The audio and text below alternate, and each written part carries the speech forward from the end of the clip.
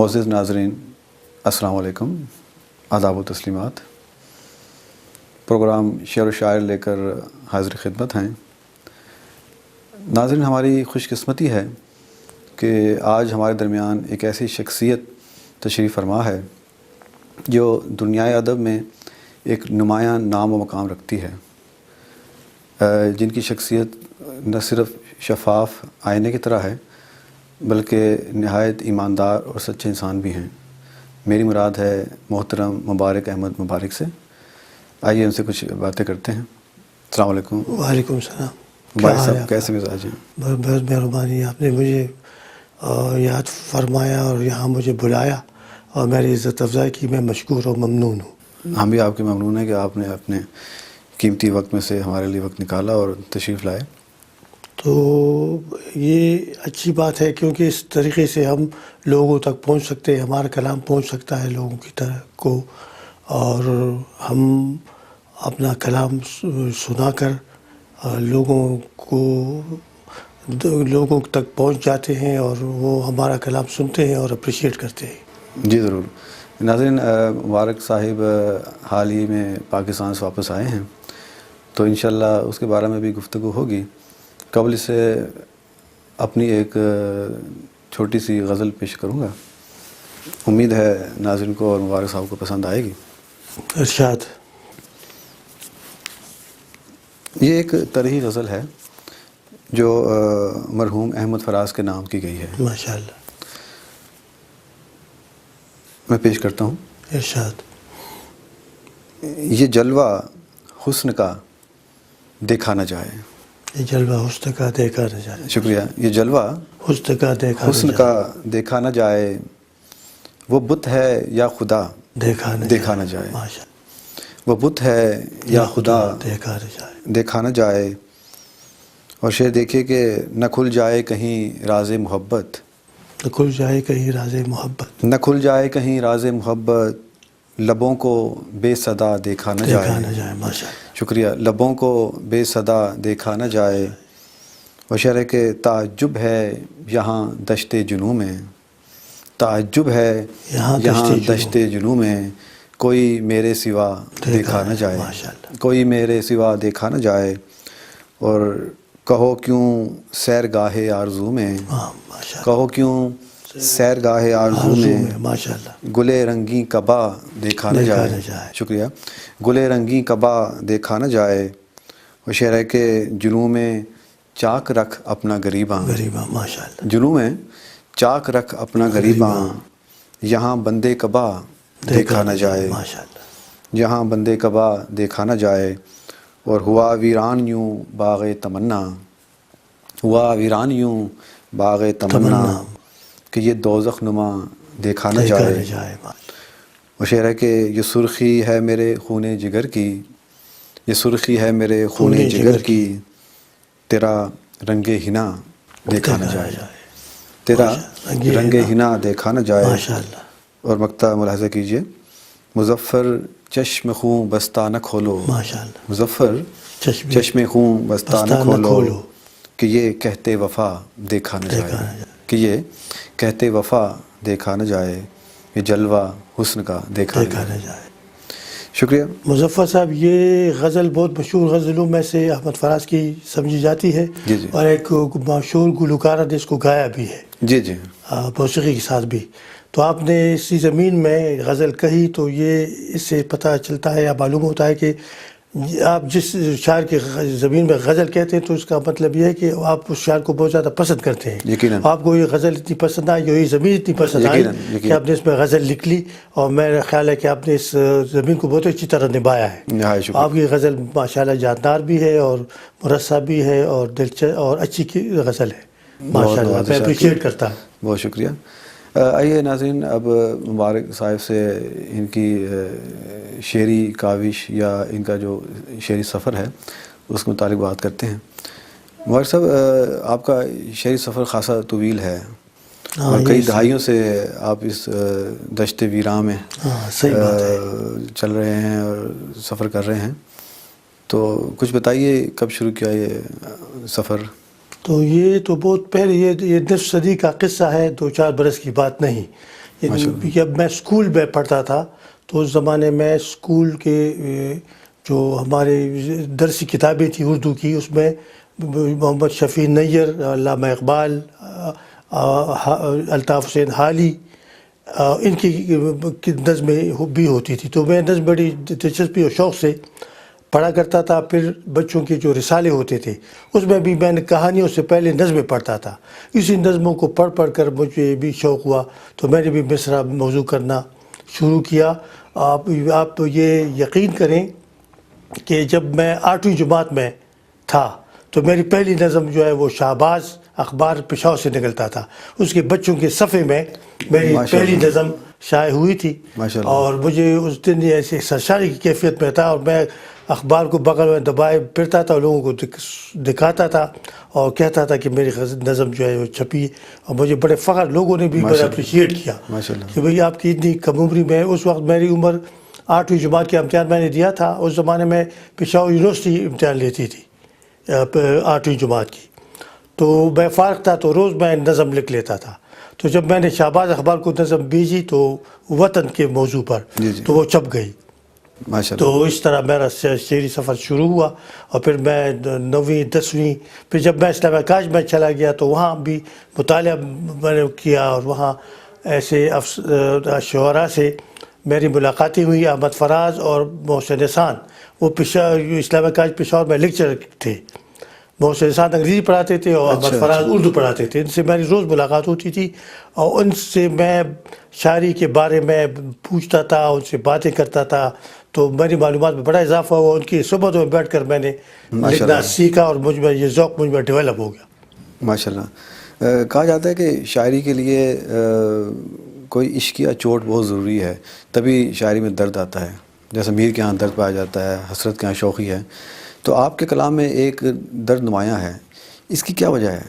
تو درد اصل بعض واقعات ایسے ہو جاتے ہیں زندگی میں کہ وہ آدمی پر اثر انداز ہوتے ہیں اور اس کے ذہن کو متاثر کرتے ہیں، تو اسی حوالے سے جو آدمی جو بعض صلاحیتیں وہ ابھر کر آتی ہیں، جیسے مصوری کرنے شروع کر دیتا ہے، یا شاعر جو ہے یا لکھنے والا کوئی افسانہ لکھتا ہے، کہانی لکھتا ہے، تو مجھ پر شاعری کا وہ تھا، شوق تھا، اور میں نظمیں بھی مطالعہ بھی کرتا تھا، تو اس وجہ سے مجھ پر یہ شاعری کا زیادہ جذبہ غالب آیا، اور میں نے شعر میں اپنی ذہنی کیفیات اور اپنے دلی جذبات کو لانا شروع کیا، اور اس طرح شاعری کے میدان میں میں آیا، اور ایک طالب علم کی حیثیت سے اب بھی میں اپنے آپ کو طالب علم کہتا ہوں، اور میں اب بھی مطالعہ کرتا ہوں۔ مطالعہ بہت ضروری ہے، جو شاعر مطالعہ نہیں کرتا وہ شاعر اپنی شاعری میں ترقی نہیں کر سکتا، آگے نہیں بڑھ سکتا۔ مطالعہ بہت ضروری چیز ہے۔ یعنی مطالعے کے ساتھ ساتھ پھر آپ نے اس میں مشاہدہ اور مجاہدہ بھی کیا ہوگا؟ ہاں، مشاہدہ عمر کے ساتھ ساتھ پختگی بڑھتی ہے، اور آدمی کا شعور بھی بڑھتا ہے، اور آدمی جو ہے تجربے بھی کرتا رہتا ہے زندگی میں، جتنے تجربوں سے وہ گزرتا ہے، تو ساری چیزیں جو ہے وہ جب آپ لکھتے ہیں تو اس میں ریفلیکٹ ہوتی ہیں شاعری میں۔ آپ کا قلم زیادہ غزل کے میدان میں چلتا ہے یا نظم کے؟ میں غزل، یہ صرف مجھے بہت پسند ہے، کیونکہ غزل میں آپ اس میں کنسنٹریشن، غزل آپ جب لکھتے ہیں تو آپ بس میں بیٹھ کر بھی ایک شعر لکھ لیتے ہیں، یا راستے میں جاتے ہوئے بھی لکھ لیتے ہیں، کھڑے کھڑے بھی لکھ لیتے ہیں، اس کے لیے کنسنٹریشن کی ضرورت نہیں ہوتی، کیونکہ ہر غزل کا ایک شعر کا دوسرے شعر کے ساتھ کوئی تعلق نہیں ہوتا، ہر شعر میں علیحدہ علیحدہ مضمون بیان کیا جاتا ہے۔ اس کے مقابلے میں نظم کے لیے کنسنٹریشن کی ضرورت ہوتی ہے، اس کے لیے بیٹھ کر وہ اس میں ایک مرکزی خیال ہے، اس کا عنوان ہوتا ہے نظم کا، اس میں ایک مرکزی خیال ہوتا ہے، اس کے لیے بہت زیادہ کنسنٹریشن اور محنت کی ضرورت ہوتی ہے۔ غزل، میں کہتا ہوں کہ میرا یہ خیال ہے کہ غزل لکھنی آسان ہے، اور بہت سارے شعراء جو ہے وہ غزل کو زیادہ پسند کرتے ہیں، اور نظم لکھنی بہت مشکل ہے، نظم کو نبھانا۔ نظم تو ہر کوئی لکھ لیتا ہے، لیکن جو نظم کے معیار پر پورا اترے ایسی نظمیں بہت کم شاعروں نے لکھی ہیں، بہت کم ہیں۔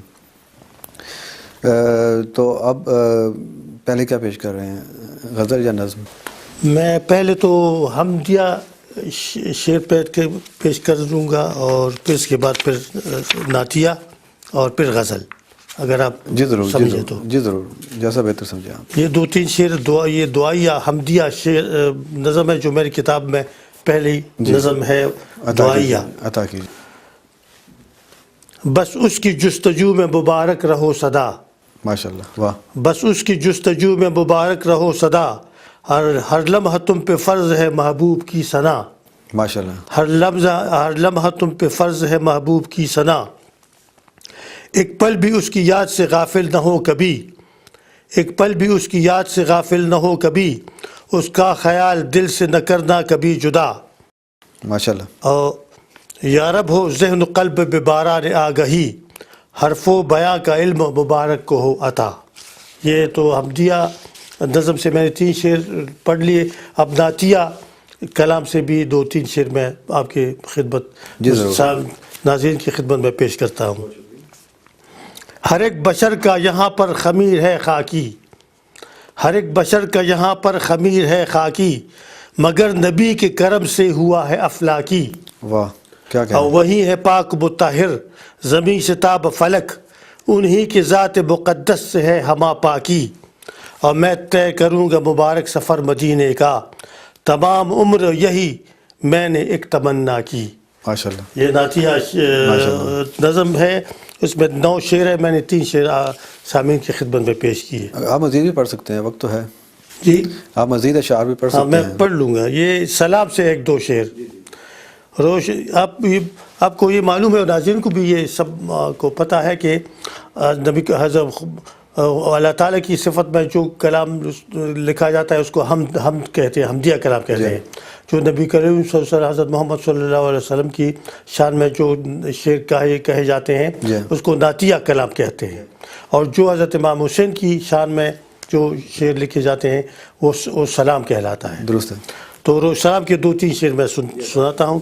روشن کرے جو عزم شہ ان سجاں چراغ، واہ پھونکوں سے بجھ نہ پائے بلا پھر کہاں چراغ. واہ. اور راہ حسینیت پہ بھٹکتا نہیں کوئی، اپنے لہو سے چھوڑ گیا ہے نشاں چراغ. ماشاءاللہ. اور پروانے ٹوٹ پڑتے ہیں دیوانہ وار دیکھ، لیتا ہے عزم و ذوق کا کیا امتحان چراغ. اور ہر وقت دیکھتا ہوں مبارک میں کربلا، لو دے رہے ہیں عزم و وفا کے جہاں چراغ. ہر وقت دیکھتا ہوں مبارک میں کربلا، لو دے رہے ہیں عزم و وفا کے جہاں چراغ. ماشاءاللہ. تو یہ تو سلام کے شعر ہو گئے. اب آپ کی فرمائش ہے کہ غزل کی چند شعر. جی غزل اگر ہو جائے. تو یہ حمد فراز کی مشہور غزل ہے، تم زمانہ آشنا تم سے زمانہ آشنا، ہم تو اپنوں کے لیے بھی اجنبی نہ آشنا. تو اسی زمین کو میں لیا لیکن میں نے اس میں ردیف وہی رہنے دیا ہے اور قافیہ بدل دیا ہے. تو یہ غزل میں آپ کی خدمت میں پیش کرتا ہوں. عطا کیجیے. کس طرح ہم سے بچھڑ جاتے ہیں اکثر آشنا، ماشاءاللہ. کس طرح ہم سے بچھڑ جاتے ہیں اکثر آشنا، یاد آ جاتے ہیں منزل پر پہنچ کر آشنا. کیا کہنا. یاد آ جاتے ہیں منزل پر پہنچ کر آشنا. شکریہ. اور ڈھونڈنے سے بھی نہیں ملتے ہیں ایسے لوگ اب، ڈھونڈنے سے بھی نہیں ملتے ہیں ایسے لوگ اب، دوست ساتھی یار مونس اور دلبر آشنا. کیا کہنا. حال دل کس کو سناؤں کون دکھ سمجھے میرا، کیا کہنا. حال دل کس کو سناؤں کون دکھ سمجھے میرا، نفس نفسی میں ہے کب ایسا میسر آشنا. بہت خوب. اور کل بچھڑ جائے گا ہم سے یہ نہیں معلوم تھا، کیا کہنا. کل بچھڑ جائے گا ہم سے یہ نہیں معلوم تھا، آج خود چل کر جو آیا ہے میرے گھر آشنا. کیا بات ہے. آج خود چل کر جو آیا ہے میرے گھر آشنا، اور آشنائی کا ادا ہو جائے گا حق اس گھڑی، آشنائی کا ادا ہو جائے گا حق اس گھڑی، نظر کرنے کے لیے جب لائے گا سر آشنا. کیا کہنا. نظر کرنے کے لیے جب لائے گا سر آشنا، اور زندگی پہ ہم تلا تم زندگی ہلچل صدا. واہ. زندگی پہ ہم تلا تم زندگی ہلچل صدا، ہم ہے طوفانوں کے خوگر ہم ہے محشر آشنا. کیا بات. اور اس کا مقطع ہے، اس بڑی دنیا میں ڈھونڈو اے مبارک لوگ جو، اس بڑی دنیا میں ڈھونڈو اے مبارک لوگ جو، ہو قلندر خو قلندر دل قلندر آشنا. کیا کہنے. بہت عمدہ. اس بڑی دنیا میں ڈھونڈو اے مبارک لوگ جو، ہو قلندر خو قلندر دل قلندر آشنا. بہت خوب. میں سمجھتا ہوں آپ نے یہ غزل کہہ کر احمد فراز صاحب کی یعنی زمین تو نہیں کی ہے لیکن حق ادا کر دیا. یہ عقیدت کا اظہار ہے, یہ حق ادا کر دیا, اور آپ نے وہی اس میں برجستگی ہے, وہی شستگی اس میں ماشاءاللہ آ گئی ہے, اور جاندار اشعار ہیں جو لحاظ سے قابل تعریف ہیں. آپ کی مہربانی, آپ نے بہت عمدہ آپ کا انداز بیان ہے ماشاءاللہ. اور چونکہ آپ نے اظہار خیال کے لیے غزل کا میدان چنا ہے, یہی وجہ ہے کہ آپ کی غزل میں وہ برجستگی ہے جو ہمارے استاد شعراء کے یہاں پائی جاتی ہے. مہربانی. آپ میں تو اس قابل نہیں ہوں, آپ میری تعریف کی, لیکن یہ کہ میں اپنا ماشاءاللہ آپ کا ایک مقام ہے. جب بھی کلام سناتا ہوں تو لوگ اپریشیٹ کرتے ہیں, تو اس سے میری حوصلہ افزائی ہوتی ہے. یقیناً تو مجھ میں اور بھی ذوق بڑھ جاتا ہے, اور میں زیادہ لکھنے کی کوشش کرتا ہوں, اور اچھی چیز لکھنے کی کوشش کرتا ہوں کہ پہلے سے بہتر ہو. ماشاءاللہ ماشاءاللہ. ناز اٹھائے ہیں ماں جبینوں کے, یہ مختصر بہر میں, چھوٹی بہر میں, چھوٹی بہر میں. ناز اٹھائے ہیں ماں جبینوں کے, نہ ہوئے پھر بھی ہم حسینوں کے. واہ. ناز اٹھائے ہیں ماں جبینوں کے, نہ ہوئے پھر بھی ہم حسینوں کے, اور آسمانوں کو شرم آنے لگی. واہ. آسمانوں کو شرم آنے لگی, دام اتنے چڑھے زمینوں کے. بہت خوب, بہت خوب. آسمانوں کو شرم آنے لگی, دام اتنے چڑھے زمینوں کے, اور شرفا منہ چھپائے پھرتے ہیں. واہ. شرفا منہ چھپائے پھرتے ہیں, شہر میں رقص ہیں کمینوں کے. بہت خوب.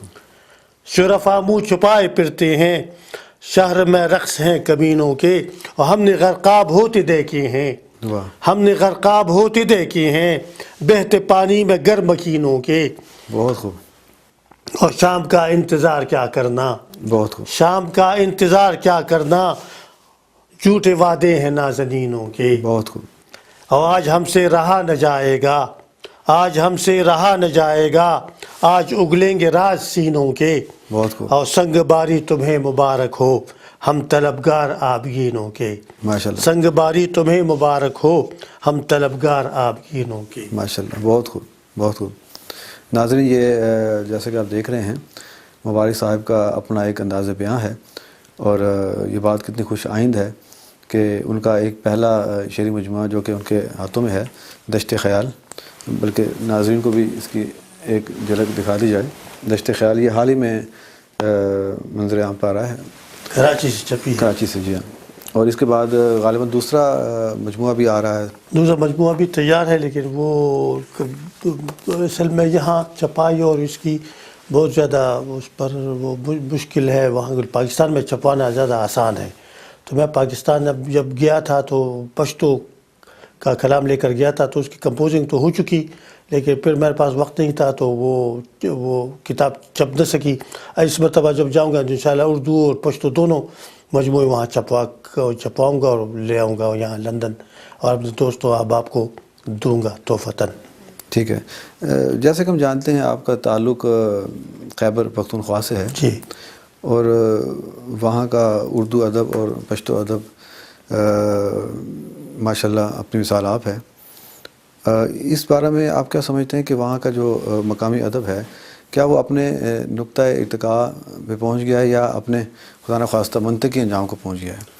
اس بارے میں آپ کیا کہتے ہیں, یا اس کا مستقبل کیا ہے؟ پشاور تو میرا یہ خیال ہے, اور بلکہ یہ سب لوگ اس کو اعتراف کرتے ہیں کہ فرنٹیئرز صوبہ سرحد پختونخوا اس کا نام ہے, وہ بڑی مردم خیز زمین ہے. اس میں بڑے بڑے انٹلیکچوئل, بہت بڑے اچھے اچھے شاعر, احمد فراز جیسے شاعر جو ہے وہ کوہاٹ میں پیدا ہوئے, اور ساری دنیا میں انہوں نے نام پیدا. اس طرح محسن احسان, اس طرح اختر, بلکہ رحمان بابا سے شروع کیا جائے, رحمان بابا سے شروع کیا جائے تو کافی نام آتے ہیں. کیانی صاحب, جسٹس کیانی, جی جی, جس کا بہت بڑا نام ہے, وہ بھی کوہاٹ کی زمین سے پیدا ہوئے, اور ابھی تک اچھے اچھے شاعر وہاں موجود ہیں. اور بعض شاعروں کا کلام تو ساری دنیا میں, سارے پاکستان میں مقبول اور مشہور ہے.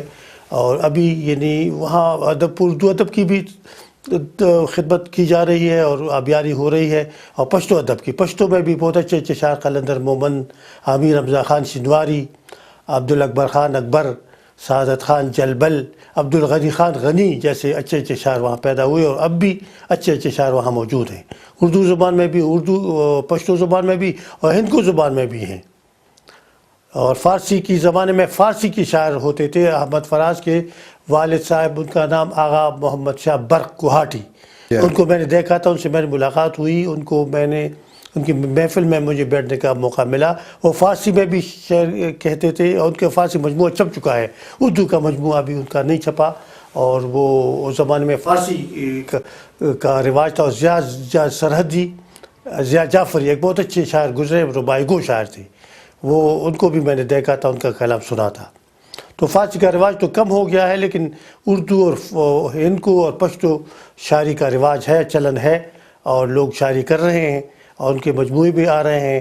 اور وہاں بعض پشتو اکیڈمی ہے، وہاں پشتو زبان کی کتابیں چھپتی ہیں اور ریسرچ کا کام ہوتا ہے. پی ایچ ڈی بھی ہوتی ہے وہاں پشاور یونیورسٹی کے شعبہ پشتو میں. پی ایچ ڈی کے بھی لوگوں نے بہت سارے طلباء نے بہت کام ہو رہا ہے، بہت ریسرچ کا کام ہوا ہے. اور ایسی کتابیں جو نایاب تھیں وہ دوبارہ چھپ کر سامنے آ رہی ہیں، اور ذخیرہ جو ہے پشتو ادب کا، اردو ادب کا بہت زیادہ وہاں جمع ہو چکا ہے اور لوگ استفادہ کر رہے ہیں. یعنی آپ پشتو اور اردو ادب کے مستقبل سے مطمئن؟ میں مطمئن ہوں، بلکہ مجھے یقین ہے کہ یہ خدمت اردو زبان کی اور فارسی ہندکو زبان کی اور پشتو زبان کی خدمت جاری رہے گی. اور اس میں بہت سارے اور بھی کام ہو رہے ہیں، ریسرچ محقق پیدا ہو رہے ہیں وہاں، اور انہوں نے تحقیقیں کی ہیں. اور پشتو ڈرامے پر، پشتو غزل پر، پشتو نظم پر، پشتو کی اولوسی یا عوامی شاعری پر بہت ریسرچ پیپر ہوئے ہیں، لوگوں نے پی ایچ ڈی کی ہے اور بہت زیادہ کام ہوا ہے. اس طرح اردو میں بھی ہوا ہے، اردو میں بھی پی ایچ ڈی وہاں شروع ہو گئی ہے. شعبہ تو بہت پرانا تھا، جس میں طاہر فاروقی صاحب تھے چیئرمین، اور خاطر غزنوی بھی وہاں اردو پڑھاتے تھے. مجھے اچھی طرح یاد ہے، میں وہاں پشتو اردو اکیڈمی میں اردو شعبے میں جایا کرتا تھا، اور وہاں ان شاعروں اور ادیبوں سے ملاقاتیں میری ہوتی رہتی تھی. ماشاء اللہ. اور اس سلسلہ میں جہاں تک آپ کی خامہ فرسائی یعنی شاعری کا تعلق ہے، تو اگر آپ سے پوچھا جائے کہ آپ کا اصل نقطہ نظر کیا ہے تو آپ کیا کہیں گے؟ تو میرا نقطہ نظر تو یہ ہے کہ اردو زبان کی خدمت ہو، اور آپ جو کچھ محسوس کریں اور جو کچھ آپ کے دل میں ہے وہ آپ الفاظ کی شکل میں لوگوں کے سامنے لائیں. اور ہر آدمی میں صلاحیتیں ہوتی ہیں، تو وہ صلاحیتوں کو اگر وہ جا کر کرے، اس کے ساتھ محنت کرے، تو وہ لوگوں تک پہنچ سکتی ہیں. مطلب کہ یہ لوگوں تک پہنچنے کا ایک طریقہ ہے. بعض لوگ مصوری کرتے ہیں تو تصویروں کے ذریعے لوگوں تک پہنچ جاتے ہیں، بعض لوگ موسیقی کے ذریعے پہنچ جاتے ہیں. تو میرا یہ نقطہ نظر ہے کہ میں شاعری کے ذریعے اپنی جذبات کا، اپنے احساسات کا، اپنی دلی کیفیات کا وہ اظہار کروں، وہ لوگوں تک پہنچ جاؤں. اور لوگوں کو پہنچ بھی چکا ہوں. میری کتاب آ گئی ہے اور وہ لوگوں نے اپریشیٹ بھی کی ہے اور پڑھ بھی لی ہے لوگوں نے، اور بعض اوقات لوگوں کو تک پہنچ چکی ہے. ماشاء اللہ. اردو شاعری کے ساتھ ساتھ آپ پشتو میں بھی طب آزمائی کرتے ہیں، تو اس کی کوئی ایک آدھ غزل اگر آپ عطا کرنا چاہیں؟ بیسیکلی میری مادری زبان تو پشتو ہے، اور میں پشتو شاعری بھی پھر بعد میں نے شروع کی. یعنی مجھے احساس ہوا کہ اپنی زبان کا بھی مجھ پر حق ہے، تو پشتو میں نے شاعری شروع کی، اور میرے پشتو کلام کا مجموعہ بھی مکمل ہو چکا ہے. اب ایک غزل میں پشتو کے بھی آپ کو سنا دیتا ہوں. ضرور. خالی دغم زندگی نشتا، ماشاء اللہ. خالی دغم زندگی نشتا، بے د تیرے نہ روشنی نشتا. ډیره او چې د جون هڅه او جذبه وي پکې، وینم چې نن هغه زلمي نشتا. او چې په بل مخ به ځمکه اړوله، په نړۍ هغه لیونی نشتا. او مطرب د لاسه ستار کېښودلو، اوس په محفل کې نغمګي نشتا. او ټوله دنیا خو د سړو ډکه ده، که سړي ګورې نو سړي نشتا. او ستا نه بغیر ستا په محفل کې د ناز هغه مستی او سرخوشي نشتا. ګورې ګودر وران او ویجاړ پروت دی، لوپټې پیغلې او منګي نشتا. او خان چې بوډا شو نو حجره کې نن اتر ګډا شور او مستی نشتا. بہت خوب. ډیره بہت خوب. اردو کے ساتھ ساتھ پشتو میں بھی آپ لکھتے ہیں. دونوں زبانوں کو ساتھ لے کے چلتے ہیں آپ. زیادہ لطف کب آتا ہے، اردو میں جب لکھتے ہیں یا پشتو میں لکھتے وقت؟ تو مجھے لطف دونوں زبانوں میں آتا ہے، بلکہ میں بعض مشاعروں میں جب جاتا ہوں تو میرے لب و لہجے سے لوگ پہچان لیتے ہیں جب میں اردو غزل سناتا تو پہچانے تھے کہ یہ اردو اس کی اپنی زبان نہیں ہے، اردو اس نے سیکھی ہے، تو زیادہ اپریشیٹ کرتے ہیں. اور پشتو میں تو میں کانفیڈنس کے ساتھ یعنی اعتماد کے ساتھ لکھتا ہوں، کیونکہ میری مادری زبان ہے اور اس میں جو کچھ کہنا چاہتا ہوں وہ میں آسانی کے ساتھ کہہ سکتا ہوں. اردو میں ذرا وہ ہوتا ہے، اردو میں اسی طرح نہیں کہہ پاتا جس طرح کہ میں پشتو میں کہہ جاتا ہوں. لیکن اردو کی شاعری بھی میری ایسی ہے کہ وہ لوگ پسند کرتے ہیں اس کو. اور لوگوں نے میں نے کئی مشاعروں میں، کراچی کے مشاعروں میں اور پشاور کے مشاعروں میں اور لندن کے مشاعروں میں جہاں بھی میں نے کلام سنایا تو باذوق حضرات نے مجھے اپریشیٹ کیا اور مجھے داد دی اور میرے حوصلہ افزائی کی. اس پر مجھے بڑی خوشی ہوئی. ماشاء اللہ، یہ بہت خوش آئند ہے. بول چال کے دوران عام طور پہ جو پشتو اسپیکنگ ہیں افراد وہ تذکیر و تانیث کا خیال عموماً نہیں رکھتے، لیکن آپ کے یہاں ایسا نہیں ہے. نہیں، میں تذکیر کا تانیث کا زیادہ خیال رکھتا ہوں، خصوصاً آپ کے کیونکہ میں نے مطالعہ کیا. مطالعے کی وجہ میں جو کبھی میں نے مؤنث کو مذکر اور مذکر کو مؤنث نہیں باندھا. مجھے پتہ ہوتا ہے کہ یہ لفظ ہے، یہ مؤنث ہے اور یہ مذکر ہے، اور یہ کس طرح باندھنا چاہیے. بہت خوشی کی بات یہ مطالعے کی وہ برکت کہ میں تمام شعراء کو یہ جو نئی نسل کے ہیں کہ وہ مطالعہ ضرور کریں. مطالعہ ہر عمر میں اب بھی مطالعہ کرتا ہوں. میں نے غالب کو، میں نے مومن اور میر اور ممنون اور ذوق، جرت اور اس زمانے کے سیف الدین سیف کو میں پڑھا ہے. میں نے ناصر کاظمی کو پڑھا ہے، میں نے احمد فراز کو پڑھا ہے، میں نے محسن حسان کو پڑھا ہے اور اس فیض کو پڑھا ہے. تو اس کو مطالعے کے بغیر آدمی امپروومنٹ نہیں کر سکتا، اپنے فن کو آگے نہیں لے جا سکتا. یہ میرا نظریہ ہے. عصر حاضر کے جن شعراء سے آپ متاثر ہیں ان میں کسی کا نام لینا چاہیں گے؟ سیف الدین سیف کو میں بہت زیادہ پسند کرتا. سیف الدین سیف اور ایک CSP افسر تھے، ان کا وہ چشم غزال ان کی شعری مجموعہ تھا، ان کا فضل کریم احمد فضلی. وہ اس کو میں بہت چھوٹی اس کی کتاب ہے چشم غزال. وہ جب میں نے پڑھی تو میں بڑا متاثر ہوا. وہ CSP افسر تھا پرانے زمانے میں. پھر انہوں نے ایک فلم بھی بنائی چراغ جلتا رہا. اور بڑے انٹلیکچوئل آدمی تھے اور ناول بھی ایک لکھا تھا، بہت اچھے. تو ان کی شاعری سے میں زیادہ متاثر ہوا. میں نے 3 شاعروں کو لیا ہے جن سے میں زیادہ، ایک سیف الدین سیف، ایک ناصر کاظمی اور ایک یہ فضل احمد کریم فضلی. اور احمد فراز تو میرے استاد بھی ہیں. تو خیر بالکل قریب کے ہیں. تو اس میں کوئی ایسا شاعر جس کا رنگ آپ کی شاعری میں در آیا ہو، یعنی جس کی جھلک آپ کے کلام میں ملتی ہو؟ میں نے کوشش کی ہے کہ میں ناصر کاظمی کا اثر میرے کلام میں ہو. اس کا اور کبھی کبھی میں محسوس کرتا ہوں کہ ان کا اثر مجھ پر کبھی جگہ پر غالب آ جاتا ہے. جی جی جی، یہ محبت کی بات ہوتی ہے، اس میں رغبت کی بات ہوتی ہے. غزل میں نرم و ملائم لہجہ ہونا چاہیے اور ان کے ہاں یہ درد اور نرم و ملائم لہجہ دونوں کی آمیزش ہے جو کلام کو غزل کو بڑی اچھی طرح نبھایا ہے، بہت اچھی نبھایا ہے. ناصر کاظمی کو جس نے نہیں پڑھا تو اس نے میرا خیال کہ اس نے کچھ بھی نہیں پڑھا. ناصر کاظمی کی زبان و بیان پر پوری قدرت تھی. وہ جو کہنا چاہتے تھے آسانی سے کہہ جاتے تھے اور ان کی بعض غزلیں تو بہت ہی مقبول ہوئیں. اور پھر موسیقاروں نے جب یہ گلوکاروں نے جب گائیں تو اور زیادہ مقبول ہوئی. اور زیادہ. وہ خود بھی ریڈیو پاکستان میں کام کرتے تھے اور ریڈیو پاکستان سے ان کے پروگرام جب وقت آتے تھے میں سنتا تھا ان کو. ان کے بیٹے یہاں ہوتے ہیں برمنگھم میں. اچھا. کبھی کبھار مشاعرے میں نظر آتے ہیں. اچھا. ویسے ان کو دیکھا بھی میں، ایک مطلب پشاور میں اب مشاعرے میں آئے تھے تو میں ان کو سنا بھی ان کی زبان سے، ان کے مشاعرے میں ان کا کلام بھی میں نے سنا ماشاءاللہ. اور بڑا اچھے شاعر تھے. سیف الدین سیف کو بھی میں نے لاہور میں دیکھا تھا، ایک مرتبہ دیکھا تھا ان کو. اور ایک جو مشاعرے میں آئے تھے ان کی صدارت، اس مشاعرے کی صدارت کی تھی انہوں نے. وہ فلمی دنیا کے آدمی تھے لیکن ادب کے ساتھ بھی ان کا رشتہ بہت مضبوط تھا اور انہوں نے جو شاعری کی وہ بہت اچھی شاعری ان کے یہاں ملتی ہے.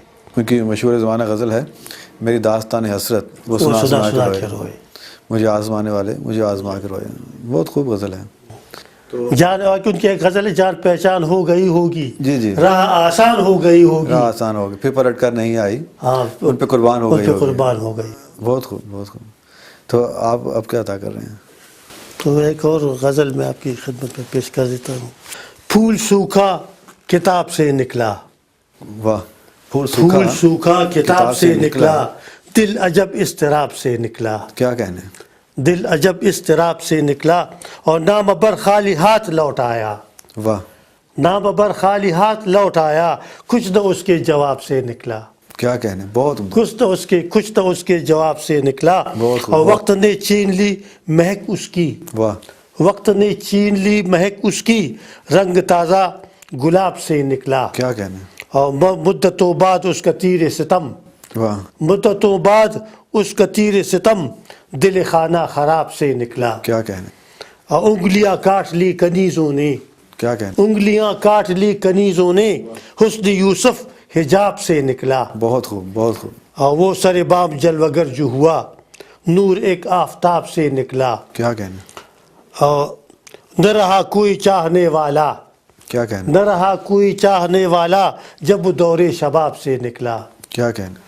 اور کھو گیا جو تیرے تصور میں وہ مبارک نخاب سے نکلا. کیا کہنے. کیا کہنے. کوئی اور اپنی پسند کی ناظرین کے لیے. نصیب ہوگا ہمیں کب وصال کا موسم. واہ. نصیب ہوگا ہمیں کب وصال کا موسم. نصیب ہوگا ہمیں کب وصال کا موسم, کہ موسموں میں یہی ہے کمال کا موسم. کیا کہنے. کہ موسموں میں یہی ہے کمال کا موسم. اور شگوفے کھلنے لگے ہیں تمہاری یادوں کے. واہ. شگوفے کھلنے لگے ہیں تمہاری یادوں کے, مہک رہا ہے تمہارے خیال کا موسم. بہت خوب. مہک رہا ہے تمہارے خیال کا موسم. بہت خوب. شکریہ. اور خزاں کی زد میں نہ آ جائے دل لرزتا ہے. بہت خوب. خزاں کی زد میں نہ آ جائے دل لرزتا ہے, یہ تیرے پیار کی رت یہ جمال کا موسم. کیا کہنا. یہ تیرے پیار کی رت یہ جمال کا موسم. اور مسرتوں کے زمانے ضرور آئیں گے. کیا کہنا. مسرتوں کے زمانے ضرور آئیں گے, گزر ہی جائے گا رنج و ملال کا موسم. بہت عمدہ. گزر ہی جائے گا رنج و ملال کا موسم. اور یہ کراچی کے بارے میں, یہ کراچی کے جو حالات ہیں اس کے پس منظر میں یہ شعر لکھا گیا ہے. کراچی شہر پہ دن امن کے کب آئیں گے. واہ. کراچی شہر پہ دن امن کے کب آئیں گے, ٹلے گا کب یہاں قتل و قتال کا موسم. کیا کہنا. کراچی شہر پہ دن امن کے کب آئیں گے, ٹلے گا کب یہاں قتل و قتال کا موسم. اور خوشی کا دور نہ دیکھا تیری جدائی کے بعد. خوشی کا دور نہ دیکھا تیری جدائی کے بعد, تیرے بغیر ہے ہر سو ملال کا موسم. کیا کہنا. اور تم اپنے جاؤ حشم پر نہ اتنا اتراؤ. تم اپنے جاؤ حشم پر نہ اتنا اتراؤ, گزر ہی جاتا ہے جبر و جلال کا موسم. بہت خوب. بہت خوب. اور وہ ملتفت کبھی ہوں گے تو اے مبارک پھر. واہ.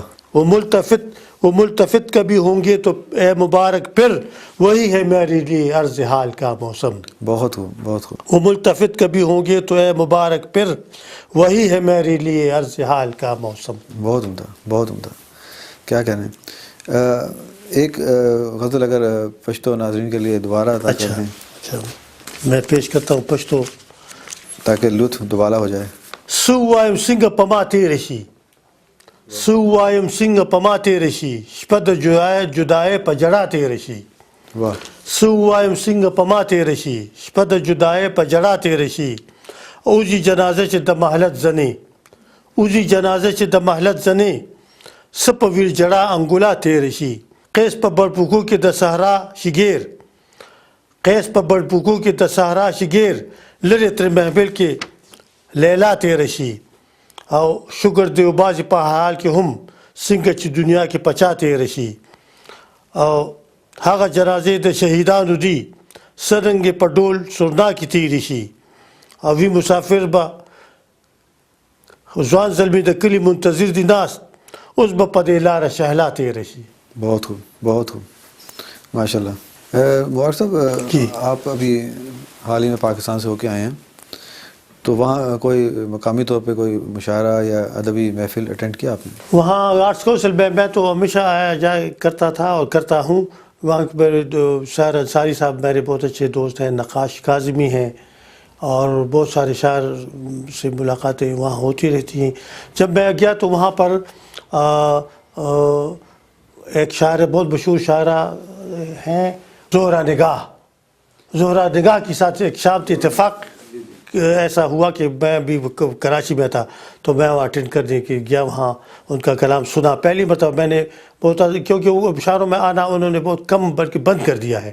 یہ آخری مرتبہ یہ آرٹس کونسل میں آئی تھی، انہوں نے اپنا کلام سنایا اور ان کی سی ڈی نظموں کی جو سی ڈی تھی اس کی لانچنگ سیریمنی تھی. تو ان کو میں دیکھا. انور مقصود ان کا بھائی ہے وہ بھی آئے تھے اور فاطمہ سریا بجیا بھی ساتھ آئی تھی. یہ 3-4 بھائی بہنیں ہیں، بڑے انٹلیکچوئل ہیں یہ، اور بہت قابل ہیں اور ایک اپنے اپنے میدان میں بڑا. جس طرح فاطمہ سریا بجیا نے ڈرامے میں، ٹی وی ڈرامے میں بڑا نام پیدا کیا ہے، اس طرح انور مقصود جو ہے وہ بہت اچھے کمپیئر ہیں. میرے خیال میں پاکستان کے جو ٹاپ کمپیئر ہیں میں ان کا نام جو ہے سر فہرست ہے. اس طرح زہرا نگاہ کے زمانے میں یہ مشاعرہ لوٹ لیتی تھی اور لوگ بڑا پسند کرتے تھے. اب تو کافی عمر ہو گئی ہے لیکن مشاعرے میں آنا جانا انہوں نے چھوڑ دیا ہے. مجھے بڑا فخر حاصل ہوا یہ ایک کہ میں نے پہلی مرتبہ ان کو آخری مرتبہ دیکھا اور ان کو زبانی اسی محفل میں ان کا کلام سنا. اور بہت اچھا نظم، اس کی بڑی جاندار نظم ہے اور نظم بھی اچھی لکھتی ہے اور سنات پڑھتی ہے اور غزل بھی اس کی اچھی ہے. اس کے کلام کا مجموعہ بھی 2-3 مجموعے اس کے آئے ہیں. بہت اچھی شاعرہ ہے، بہت ہی ذہین اور بہت ہی اس کا کلام جو ہے وہ لوگوں نے اپریشیٹ کیا اور خواتین میں بھی عام لوگوں میں بھی بہت مقبول شاعرہ ہے وہ. یا مقامی طور پر جو شعری سرگرمیاں ہیں اس میں بھی آپ کافی ایکٹیو ہیں، تو اس لحاظ سے آپ کا وقت اچھا گزرتا ہے یہاں پہ؟ یہاں پر 3-4 تنظیمیں ہیں جن کا ہر تنظیم کا یعنی مہینے میں ایک مرتبہ اجلاس ہوتا ہے، مشاعرہ ہوتا ہے یا ادبی وہ کوئی ایکٹیویٹی ہوتی ہے، تو اس میں باقاعدگی کے ساتھ جاتا ہوں. اور یہ اس خیال سے جاتا ہوں کہ وہاں ہمیں پاکستانی ماحول مل جاتا ہے. اردو میں ہم بات کرتے ہیں، اردو میں ایسے جیسے ہم پاکستان میں بیٹھے ہوئے ہیں. تو مجھے عجیب سی سرشاری کی کیفیت پہ میں ہوتا ہوں جب اس محفل میں بیٹھتا ہوں. پھر مجھے وہ کبھی کبھی صدارت بھی دیتے ہیں، کبھی کبھی میری عزت افزائی کرتے ہیں، مجھے مہمان خصوصی بھی بنا دیتے ہیں. حالانکہ میں اس قابل اپنے آپ کو نہیں سمجھتا، خیر آپ کا حق ہے، لیکن یہ ہے کہ وہ اور میرا کلام سنتے ہیں اور وہ اپریشیٹ کرتے ہیں. تو اس سے مجھے بڑی خوشی ہوتی ہے، میری حوصلہ افزائی ہوتی ہے. میں مزید لکھنا چاہتا ہوں. جب میں مشاعرے میں کو اٹینڈ کر کے آ جاتا ہوں تو میں اسی رات یا اسی دن اور بھی لکھنا شروع کر دیتا ہوں اور غزلیں. ایک غزل مشاعرے میں سنائی تو 2-3 غزلیں اور ہو جاتی ہیں کیونکہ مجھے انکریجمنٹ ملتی ہے نا، مجھے حوصلہ افزائی ملتی ہے. اور شاعر کو داد دینا اور اس کو حوصلہ افزائی کرنا بہت ضروری ہے. اگر اس کی حوصلہ افزائی نہ ہو تو قلم کو رکھ لے گا، وہ کبھی پھر آگے نہیں بڑھے گا اور نہ وہ لکھے گا. داد شاعر کے لیے بہت بے حد ضروری ہے، کھاد کا کام کرتی ہے. بالکل آپ کی بات صحیح ہے کہ وہ چاہتا ہے کہ میرا کلام لوگوں تک پہنچے اور لوگ وہ اپریشیٹ کر کے اس میں کچھ ہے تو لوگ اپریشیٹ کریں گے ضرور. کلام میں کچھ نہ کچھ ہونا چاہیے اور اس میں وزن ہونا چاہیے، اس میں فن ہونا چاہیے، اس میں ہنر ہونا چاہیے، اس میں گہرائی ہونی چاہیے، خیال ہونا چاہیے، فکر ہونی چاہیے. اور تاکہ یہ جو سامعین ہیں وہ بھی باذوق ہوتے ہیں، وہ بھی پرکھ لیتے ہیں کہ بھئی یہ شاعر جو ہے یہ کتنے پانی میں ہے. تو اچھے شاعر کو تو لوگ اپریشیٹ کرتے ہیں. بے شک. آخر میں ہمارے ناظرین کے لیے کوئی پیغام دینا چاہیں تو آپ دے سکتے ہیں. تو میرا یہ پیغام ہے کہ اردو زبان کے ساتھ اپنا رابطہ رکھیں اور نئی نسل جو ہے وہ اردو سے وہ ذرا دور ہوتے جا رہے ہیں. یہ چیز جس کو میں محسوس کیا میں نے کہ نئی نسل کو، والدین کو چاہیے کہ اپنے بچوں کو اردو کے ساتھ ان کو اردو کتابیں لے کر دیں، ان کو اردو پڑھائیں، ان کو سکھائیں. ایسی اسکولوں میں اس کو بھیجیں، ایسی اسکولوں کالجوں میں جہاں اردو پڑھائی جاتی ہو. کیونکہ اگر اردو سے وہ کٹ گئے تو پھر تو اپنی تہذیب سے بھی کٹ گئے، اپنی سوسائٹی سے بھی کٹ گئے، اپنی روایات سے بھی کٹ گئے. تو یہ ہمارا اثاثہ ہے. اگر ہم اپنے اثاثے سے کٹ گئے تو پھر ہماری شناخت ختم ہو جائے گی. تو خدا نہ کرے کہ وہ دن آئے. ہم یہاں پر جو شاعر یہاں پر ہیں تو وہ ہیں جو سیدھے شاعر ہیں تو اپنے بیاض ساتھ لے کر آئے ہیں اور وہ وہاں بھی شاعری کرتے تھے اور یہاں بھی کرتے ہیں. لیکن جو نئی نسل ہے ان میں بھی میں مایوس نہیں ہوں. مجھے چند نوجوان شاعر ایسے ملے، میں نے ان کے کلام سنا ہے مشاعروں میں کہ وہ جو یہاں پیدا ہوئے لیکن ان کے کلام بہت اچھا کلام ہے اور بہت اچھا ان کا سمجھتا ہوں کہ وہ نئی نسل کی وہ اچھی نمائندگی کر رہے ہیں. اور میں خوش ہوا کہ یہاں کے نوجوانوں میں بھی اچھے اچھے شاعر پیدا ہو رہے ہیں.